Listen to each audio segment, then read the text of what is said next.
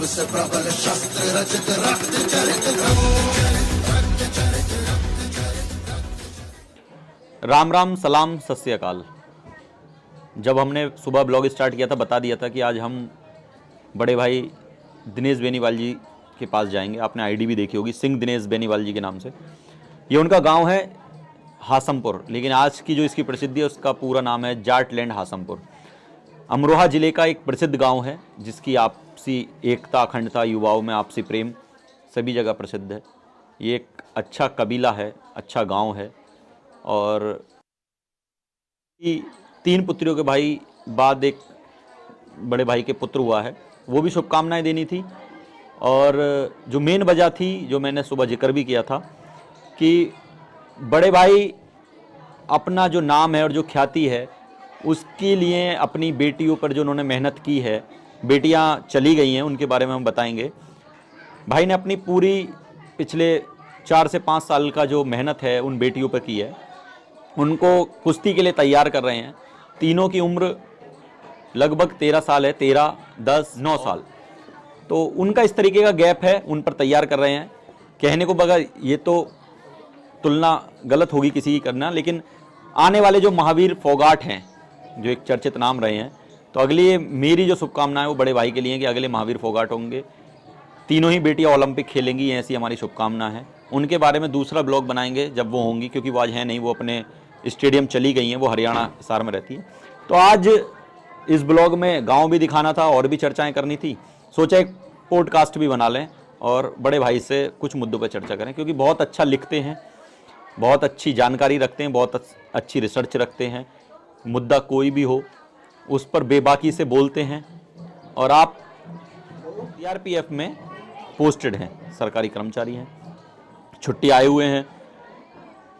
तो आज बहुत सारे मुद्दों पर चर्चा भी होगी, बातचीत भी होगी, जानेंगे। हमारे जो भाई बंधु हैं उनको भी पता चले, क्योंकि लिखना और बोल के बताने में बहुत बड़ा अंतर रहता है। बहुत सारे लोग बड़े बड़े लेख नहीं पढ़ पाते, शौक नहीं होता, लेकिन वीडियो आसानी से देख पाते हैं। तो उसी जरिए में तो बात शुरू करते हैं। आप बड़े भाई का स्वागत है हमारे यूट्यूब चैनल पे, जो भी हमने अभी शुरू किया है। सबसे पहले तो यही कि थोड़ा सा परिचय आप अपना खुद से दे दें, कि आपने जो पिछले 10 साल में किया है, जो अपनी बेटियों पर भी मेहनत की है, जो आपका काम करने का तरीका रहा है, नज़रिया रहा है, या जो आपकी सोच रही है यूथ को लेकर, वो क्या है? मेरा नाम दिनेश बेनीवाल। 19 वर्ष मुझे जॉब करते हुए हो चुके हैं। मेरा पहले से ही विचार ग्रामीण व्यवस्था को देखते हुए, ग्रामीण झुकाव है मेरा, रूरल एरिया की तरफ पहले से ही। उसी हिसाब से चाहे वो लिटरेचर पढ़ा, चाहे खुद का भी अनुभव रहा। जिस तरीके से आज का जो समय है, हम पूरी तरह एक ही धर्म और एक ही विचार को फॉलो कर रहे हैं, उदारवादी पूंजीवाद। हम सभी की दौड़ उस तरफ है और हम देख रहे हैं बहुत सारे परिवार उस दौड़ में टूट भी रहे हैं, उभर भी रहे हैं। और यहाँ पर बैंकिंग व्यवस्था हो गई और हमारा जो उपभोक्तावाद है, ये हमें बहुत अंदर तक जाके तोड़ रहा है। हमारे अंदर एक मैं की भूख जो बढ़ी है, वो उपभोक्तावाद का कारण है कहीं ना कहीं, और राजनीति ने उसका लाभ उठाया है। हमारे कुछ चुनिंदा घरों के लोगों को उठा के, उनको चमका के, उनके घर मकान चमका के औरों में एक दौड़ पैदा की है, पद की, कद की एक भूख पैदा की है, जिससे कि एक अलगाववाद पैदा हो गया है, अकेलापन आ गया है गांव में भी, समाज में भी।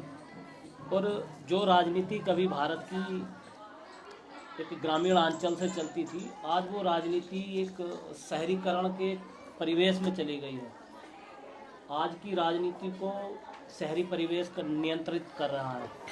आपकी लेखों में अधिकतर देखा गया है कि आप बाजारवाद के खिलाफ, शहरीकरण के खिलाफ, या जो मॉडिफिकेशन वाली व्यवस्थाएं हैं, जैसे आपके अधिकतर लेखों में देखने को मिलता है कि जो पुराने कल्चर था, या आपका जो ज़्यादा जोर रहता है वो अपने कल्चर से रहता है।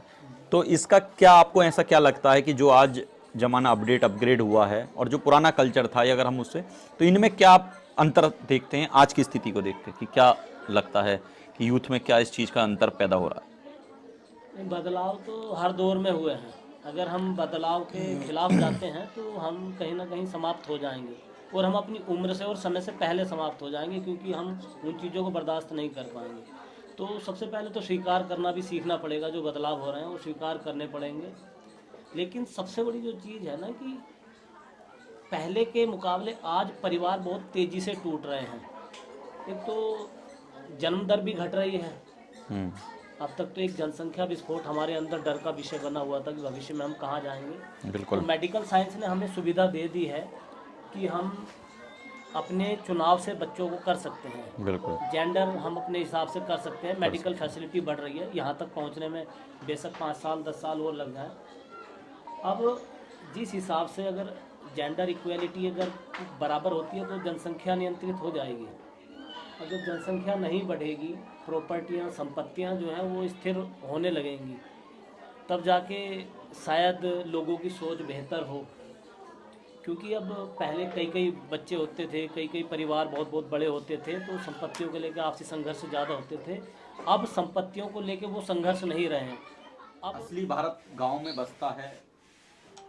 हमारी तो एक व्यवहारिक चर्चा चल रही है कि जिस तरीके से हम रोज़ मिलते हैं, ऐसा नहीं है कि आज कोई ब्लॉग बना रहे हैं तो अलग से ऐसी कोई बात हो रही है। जो हमारे मिलने पर रोज़ मुद्दे रहते हैं उन्हीं पर बात हुई। वीडियो बीच में रोक दी थी तो बाजारवाद पे चर्चा हुई, पूंजीवाद पे चर्चा हुई है। बात आती है जाट समाज पे, जाट जाति पे। आप जाट समाज पे बहुत ज़्यादा लिखते हैं, बहुत ज़्यादा पढ़ते भी हैं, किताबें भी मैंने आपके पास देखी बहुत सारी रखी हैं। तो आप जाट समाज को आज की वर्तमान राजनीति में और नॉर्मल ज़िंदगी में किस तरीके से देखते हैं, किस परिस्थिति में हैं, और जो ये बदलाव हुए हैं इसमें जाट को आप कहाँ देखते हैं, गांव और शहर दोनों के बीच में? जाट और राजनीतिक रूप से तो काफ़ी अच्छी मजबूत स्थिति में ही है। विरोध भी कर रहा है सत्ता का और सत्ता का लाभ भी पूरा ले रहा है। तो जाट राजनीतिक रूप से तो मजबूत ही है। रही वोटिंग परसेंटेज की बात, तो वहाँ जाट में बिखराव है, वहाँ अपनी ताकत नहीं दिखा पाता, जिससे विभिन्न राजनीतिक दल टिकट वितरण में इनको मतलब नकारते हैं। बाकी जाट आर्थिक रूप से भी काफ़ी सक्षम हो रहा है, पढ़ाई में, एजुकेशन में देखें, और जिस हिसाब से जॉब्स घट रही हैं तो पैतृक संपत्तियां काफ़ी हैं, जनसंख्या जो है वो बढ़ नहीं रही है, घट ही रही है जाट समाज में। तो संपत्ति को लेके, आर्थिक स्थिति को लेके चिंताएं बेहद कम हैं। आपसी मनमुटाव अगर कम होते हैं तो सामूहिक रूप से कुछ भी बहुत बड़ा काम ये आसानी से कर सकते हैं। खेल कूद में आप जाट को कहाँ देखते हैं? कि जैसा आपने सोशल मीडिया पर भी देखा होगा, क्योंकि मैं भी उसी जाति से आता हूँ, तो हो सकता है हमें ज़्यादा लगता हो देखने में, लेकिन पोस्टों में अगर आप देखोगे या हमारे खिलाड़ियों को देखोगे तो यही चलता है कि इस बार जो ओलंपिक में, क्रिकेट में, कबड्डी में हमारा बहुत बड़ा योगदान रहा है। तो हमें ही ऐसा लगता है या हकीकत इसकी क्या है कि आप, क्योंकि आपकी तीनों बेटियां कुश्ती सीख रही हैं, कुश्ती खेल रही हैं, और आपका क्या सपना है उनको लेके, तो ये एक ही पूरे इसमें आप बताएं। अब स्पोर्ट्स एक्टिविटी को लेके तो एक जेनेटिकल होता है। जितनी भी अगर वर्ल्ड में जिन कंट्रियों को हम देखें कि जो ओलंपिक में कौन कौन से देश ज़्यादा अच्छी परफॉर्मेंस कर रहे हैं, तो उसके पीछे एक लंबा इतिहास है। अचानक से कोई उभर के ओलंपिक तक नहीं पहुंच जाता। एक कंटिन्यू कंपटीशन होता है जो मेडल तैयार करता है। और जाट एक जेनेटिकल ग्रुप है, तो इसके जीन्स के हिसाब से इसका खान पान बेहतर है, शारीरिक मजबूती बहुत बेहतर है। उस हिसाब से अगर ये अपनी प्रैक्टिस किसी भी फील्ड में करता है तो उसमें बहुत आसानी से काफ़ी लोगों से बहुत अच्छा आगे निकल जाता है। अब रेसलिंग में देख लो, रेसलिंग का हब इंडिया बन रहा है। तो कुश्ती में लगभग सारे मेडल जो हैं इंडिया के, या जो टॉप मोस्ट प्लेयर हैं, वो चाहे महिला रेसलिंग में हो, वुमेंस रेसलिंग में हो या मेंस रेसलिंग में हो, तो ज़्यादातर जाट परिवार से ही संबंधित है।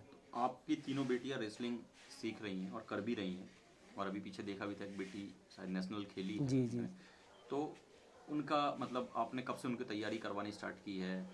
क्या आपने अपना टारगेट सेट किया है? किस तरीके से आप उनकी तैयारी को लेके चल रहे हैं? तो शुरुआत तो मुझसे ही होती है कहीं ना कहीं। जैसे हमारे गांव में एक पहलवान थे, देवपाल पहलवान, वो नेशनल प्लेयर थे, बहुत अच्छे पहलवान थे, अच्छे व्यवहारिक इंसान भी थे। तो उनके साथ काफ़ी ज़्यादा रहना सहना था, तो उनके साथ हम भी अखाड़े में जाने लगे थे।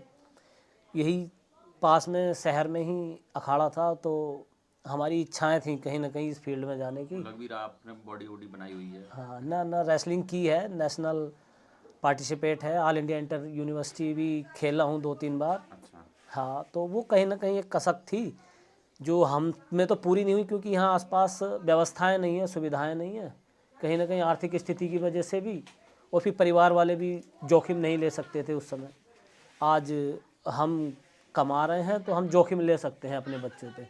जैसे हमारी आपकी पहले भी बात हुई है, चर्चाएं हुई है कि और लोगों से भी हुई हैं बहुत सारी चीज़ें, जैसे आप नहीं बता पाते कि आप अपनी जो इनकम है उसका लगभग 70-80% अपने बच्चों पर ही इस समय अपनी आय का स्रोत पूरा उन पर लगा रहे हैं, उनको टारगेट बना रहे हैं। तो आप क्या टारगेट लिया हुआ है कि जब आप इतनी मेहनत खुद भी कर रहे हैं और बेटियां भी तीनों ही अपने माँ बाप इस उम्र में, कि एक 9 साल की है शायद, और एक 11 साल की और एक 13 साल की, 2-2 साल का गैप है, तीनों ही वो रह रही हैं, बड़ी वाली की जिम्मेदारी रहती है उनको वो करना।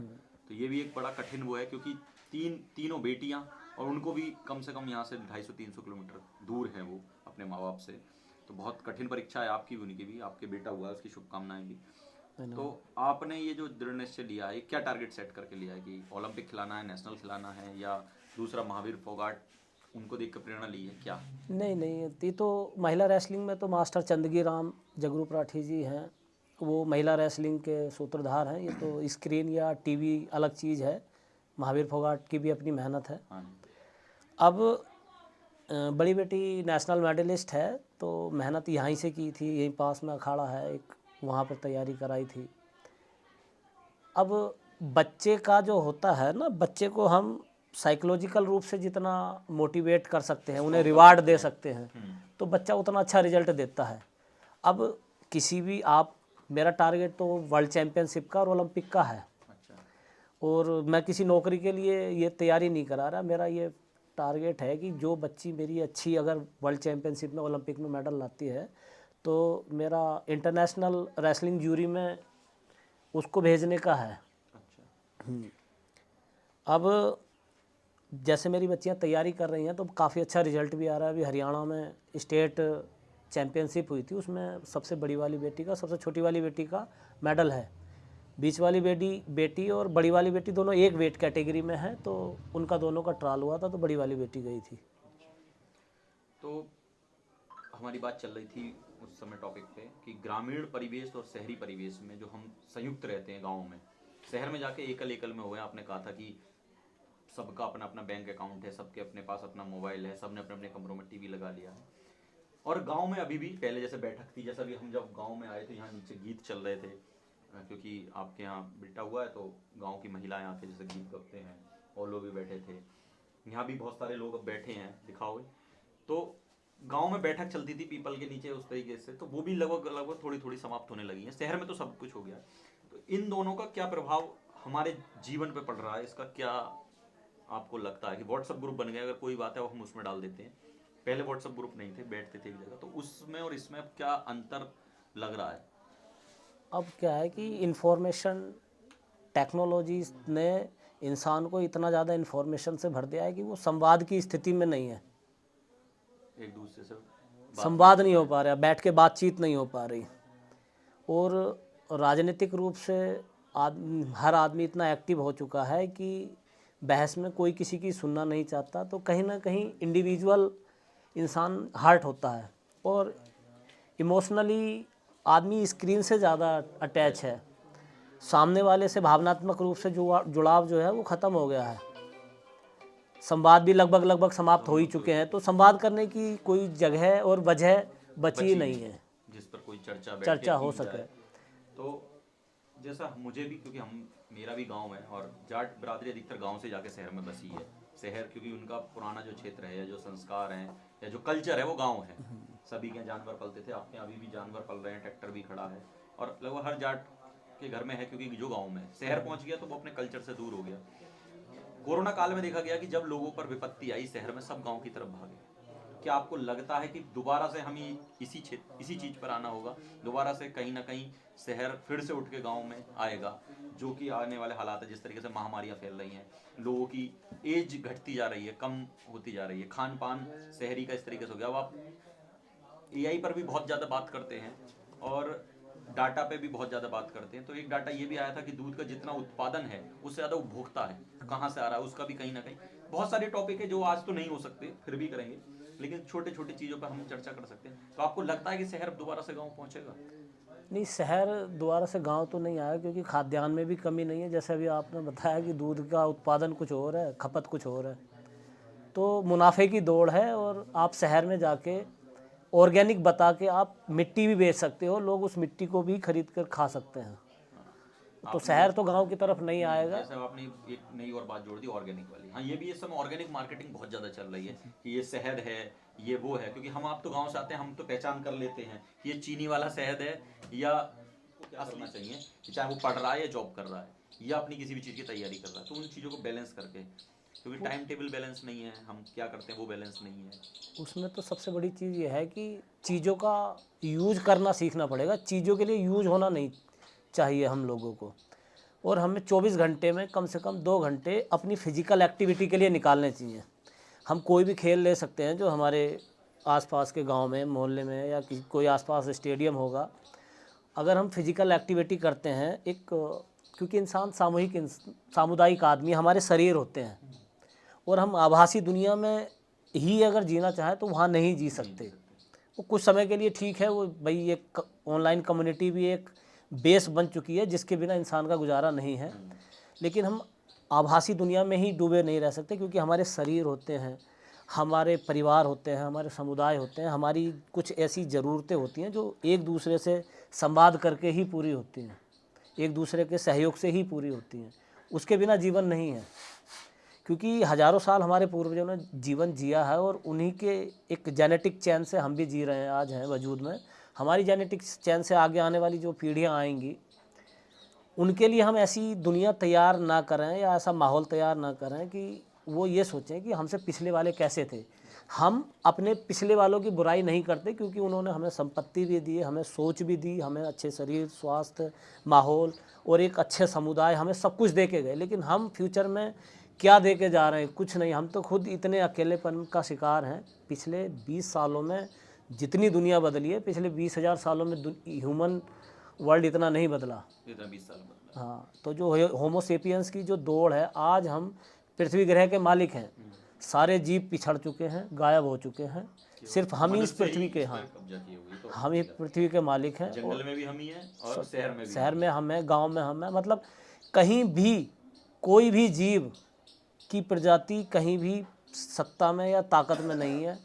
सिर्फ होमो सेपियंस की दौड़ इतनी तेज़ है कि हम पूरी पृथ्वी पे अपना कब्जा कर चुके हैं, और हम पृथ्वी से बाहर भी जाने लगे हैं। अच्छा, आपका एक कोटेशन है, कि आप कथन है, डीएनए बोलता है। तो आप ये अपनी जाट बरादरी के लिए कहते हैं कि डीएनए बोलता है। चाहे कभी कोई खिलाड़ी ओलंपिक मेडल लेके आए, कोई आर्मी में कोई सेलेक्ट हो या बहुत अच्छे पद पे पहुंचे, तो क्या केवल जाट किसी एक धर्म में पाया जाता है, या किसी एक आप जाति के लिए, या क्या डीएनए से जो अर्थ है या जो आप जिसको टारगेट करके बोलते हैं, क्या है?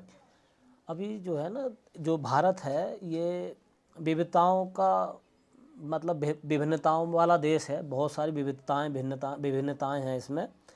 अब इसमें एक सामुदायिक रूप से, क्योंकि यूरोप में भी बहुत सारे देश जो हैं वो एक ट्राइबल कंट्रियाँ हैं। हाँ, जैसे हाँ, चेक है, चेकोस्लोवाकिया में, तजाकिस्तान में तजाक हैं, कजाकिस्तान में कजाक हैं, या जितना भी हम जाते हैं तो उसी हिसाब से, जैसे यहाँ जाट हैं या और भी बहुत सारे समुदाय हैं, पैदा करने के लिए स्क्रीन का फ़ायदा ले रहा है। और हमारा ज़्यादातर यूथ स्क्रीन पे ही कैद है और स्क्रीन अटेंशन का शिकार है, और स्क्रीन अटेंशन डिसऑर्डर भी बहुत तेज़ी से बढ़ रहा है। लोगों का अटेंशन स्पेन इतना ज़्यादा कम हो चुका है कि आपसे 2 मिनट बात करने के लिए राजी नहीं है। आपकी कितनी भी अच्छी बात हो आपके पास, वो 2 मिनट आपकी बात नहीं सुनेगा। वो जो एक रील्स चल पड़ी हैं अभी, पहले आप देखो ना, जैसे टेस्ट मैच से आप 2020 पे आ गए, हो सकता है कि 10-10 पे 10-10 पे भी आप आ जाओ, क्योंकि अटेंशन स्पेन हाँ, 15 सेकंड कंटिन्यू की कम वीडियो, होता जा रहा 15 है। सेकंड की पहले गाने 5-6 मिनट के आते थे, फिर 3 मिनट होने लगे, फिर लोग अब फिर 1 मिनट के गाने पे आ गए, फिर 30 सेकंड की वीडियो, अब 15 सेकंड की आ गई है, और अब तो 2-3 मिनट की वीडियो में समझ जाता पूरा खेल क्या है। इंसान अपना, पहले जो हम पहले सूंघ के बता देते थे कि मिट्टी में कितनी नमी है, कितनी खुश्की है, और बारिश की कितनी उम्मीद है। उम्मीद है कब होगी। आदमी सूंघने की क्षमता खो चुका है, अपने कुछ भी मतलब जो टेस्ट करता था आदमी चखने की जीभ से, वो भी और ध्यान की क्षमता तो खत्म, पहले बिल्कुल ऐसा होता खत्म था हो कि चुकी जैसे है। गांव में छत पे सोते थे तो कहीं कोई खड़खड़ाहट भी हुई या कुछ भी हुआ तो वो पहले से उसका आभास हो जाता था, हाँ। जानवर के रंभाने से, इन सब चीजों से, इन चीजों से दूर होते जा रहे हैं। मैंने भी देखा आपकी बहुत सारी पोस्टों में जिसमें आपने लिखा है कि जिस तरीके से कि आपने एक दिन लेख था कि साबुन हमारे पहले एक मतलब बाथरूम में इतनी सारी चीजें आ गई, हम उसको ऐसा उपभोग करने लगे कि खर्चे वहां से बढ़े, फिर जिस चीज की जरूरत नहीं थी, तो आपने बताया अभी कि टीवी ने, ख्वाहिशें सबकी स्क्रीन ने हो गई हमारी, ना, हाँ, वो ख्वाहिशें इतनी सबकी हो ख्वाहिशें गई। बढ़ा दी। वो कोई कह रहा है कि मैं डिटोल से नहाऊंगा, कोई कह रहा है डब से नहाऊंगा, कोई कह रहा है कि मैं उससे नहाऊंगा, जो स्क्रीन पर देख लिया। उपभोक्तावाद यही है, न्यूरो मार्केटिंग चल रही है कि आदमी को अंदर ये पैदा किया जा रहा है कि हमारा प्रोडक्ट ये है, ये तुम्हारे लिए अच्छा है। तो आज आप, बात का अंतिम चरण है ये पॉडकास्ट का, कि शहर और गांव दोनों अलग अलग तो हैं ही, लेकिन आज की जो स्थिति है, कितना बेहतर आज भी आप गांव को मानते हैं या शहर को, कि जीवन का जो जिंदगी है, मतलब लाइफ स्टाइल है, या जो बीमारियों ने घेरा हुआ है, शहर में ज़्यादा है या गांव में, या किस तरीके से आप उसको आकलन करते हैं कि अब शहर में गांव में इतना अंतर है कि गांव में आज भी हम गांव में घूम लेते हैं, दो चार लोगों के पास उठ बैठ लेते हैं। शहर में ये चीज़ नहीं है, शहर में अकेलापन है। शहर में इंसान पूरी तरह अकेला है, वो सिर्फ अपने काम तक जाएगा, काम से अपने घर आएगा। रास्ते में अगर कोई मिल गया, मतलब एक्सीडेंट हो गए, किसी की मृत्यु हो जाती है, कोई डेड बॉडी भी है, तो वो उतर के इतनी भी जहमत नहीं करेगा कि एक बार देख लूँ, हो सकता है कि मेरा परिचय हो। तो उस लाइफ में इस लाइफ में अंतर तो है ही, और गांव की लाइफ पहले से ही अच्छी मानी जाती है और अच्छी ही रहेगी। अच्छी कि हाँ, यहाँ पर दिखावा नहीं है, जिस तरीके से हम अपने यहाँ पर भी बैठे हैं, आए हैं, और दिखावा भी नहीं है, और दूसरा क्या कहते हैं, एक दूसरे से लगाव भी ज़्यादा है। शहर में क्या है, कोई जैसा भी कोरोना काल बीता आपने देखा होगा, एक दूसरे से बात करना आदमी ने बंद कर दी। जो जितना ज़्यादा पढ़ा लिखा था, मतलब कि आम आदमी तो एक दूसरे की मदद करने को तैयार था, लेकिन जो ज़्यादा पढ़ा लिखा कल्चर है, जो ज़्यादा पढ़े लिखे लोग हैं, वो एक दूसरे से बड़ा बच रहे थे, बल्कि उनको ज़्यादा नॉलेज भी थी कि साहब इंटरनेट के द्वारा भी कि ये कोरोना में क्या बीमारी है क्या नहीं। चलिए, तो आज का यहीं पे करते हैं। गांव का तो यही है कि जो ज़रूरतें शहर में इंसान पूरी कर रहे हैं, वो गांव में भी अवेलेबल हो सकती है। पहले कम्युनिकेशन नहीं था, तो लोगों का शहर में बसना एक मजबूरी थी। आज लोगों के पास अपने पर्सनल व्हीकल हैं, कम्युनिकेशन बहुत ईजी है, तो गांव से सारी चीज़ें मेंटेन हो सकती हैं। तो अब जो जितना भी माइग्रेशन पहले हुआ है, अब वो जो है स्पीड बहुत कम हो गई। अब शहर में कोई नहीं बस रहा है, जो बहुत पलायन कम, था वो अब कहीं ना कहीं कब आपको लगता है रुक चुका है, रुक गया है ना, कि पहले तो बच्चों लोग को बाहर पढ़ाने के बहाने लोग या सिर्फ आमदनी के लिए जा रहे हैं, जा लेकिन रहे लौट के वापस गांव आ रहे हैं। चलिए, तो फिर दोबारा कुछ दिन बाद फिर से किसी टॉपिक पे भैया जब मुरादाबाद आएंगे तब बात करेंगे, क्योंकि यहाँ पे बात करते रहेंगे, चर्चा चलती रहेगी, बहुत लंबी है। क्योंकि जब भैया एक बार घर आए तो हम पूरी रात बात ही करते रहते हैं, जब भी मिलते हैं फ़ोन पे भी 1-1 डेढ़-डेढ़ घंटे बात होती है, बहुत सारे टॉपिक हैं, क्योंकि भैया के पास बहुत सारी नॉलेज है, हम बीच बीच में लेते रहेंगे, अपने साथियों को, दर्शकों को, भाइयों को दिखाते रहेंगे। मिलते हैं। राम राम, सलाम, सत श्री अकाल।